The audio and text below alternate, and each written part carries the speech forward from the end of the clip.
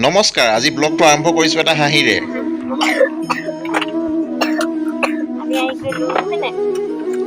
আমি আহি পালোহি ডিব্ৰুগড় ভিনদেউহঁতৰ ঘৰ। ভিনদেউহঁতৰ ঘৰত আজি সকাম।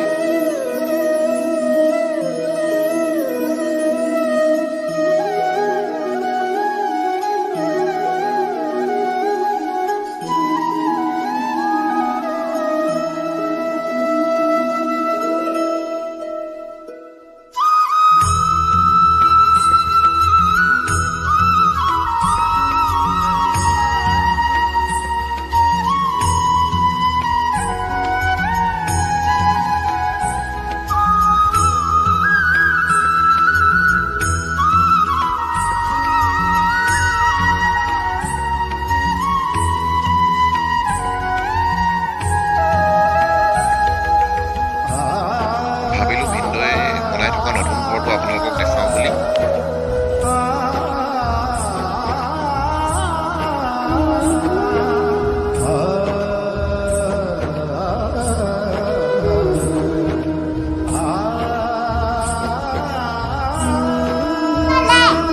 আজি কি খাবা? বঢ়িয়া। এয়া জুইত হাঁহৰ মাংস বনাই আছে ভিনদেউৱে। জুইত বনোৱাৰ সোৱাদটোৱে বেলেগ আচলতে।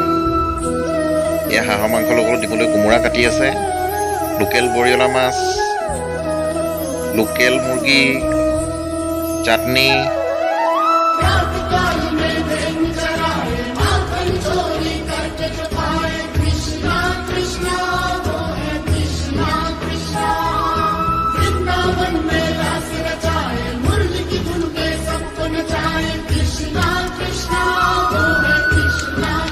ভিনদেউহঁতৰ ঘৰলৈ আহি এটা বস্তু ভাল দেখিলোঁ, ভিনদেউৰ দেউতাকে কৰিছে চব। চটৰ ওপৰত ইমান ধুনীয়াকৈ লাও লগাইছে, এয়া দাংবডি লগাইছে, এয়া হেণ্ডালিত কোমোৰা দিছে, জাতিলাও দিছে ইমান ধুনীয়াকৈ। বিভিন্ন ধৰণৰ শাক পাচলি, এয়া পদুনাও দিছে, এয়া অমিতা, ভোট জলকীয়া দিছে। ইমান ধুনীয়াকৈ ভোট জলকীয়া লাগি আছে চব আপোনালোকে। একো এটা বস্তু পেলনি যাবলৈ দিয়া নাই। এই টাব ধৰি লওক, এইবিলাক বাল্টিং, পেলনীয়া বাল্টিঙতে আপোনাৰ এয়া মচন্দৈ লগাইছে। এয়া মাছৰ কাৰ্টুনত আপোনালোকৰ লাই শাক, ধনিয়া লৈছে, ধনিয়া এইবোৰ। এয়া বগাইছে চাওক আপোনালোকে জাতিলাও, ইমান ধুনীয়াকৈ জাতিলাও লাগিব আৰু কেইদিনমানৰ পিছত খাব পৰা হ'ব চাওক। এয়া আকৌ কোমোৰা এটা দেখিলোঁ, চাব দেই আপোনালোকে, এইটো চাওক কোমোৰা এটা ইমান ধুনীয়াকৈ লাগিছে। মছলাখিনি কেলৈ পুতি দিলা? কেলৈ পুতি দিলা মছলাখিনি?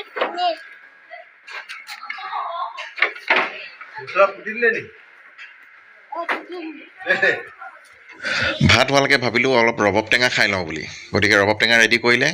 এয়া চাওক ৰবাব টেঙা ৰেডি হৈ গ'ল, আমি খালোঁ, ল'ৰাইও খাইছে, আপোনালোকে চাওক।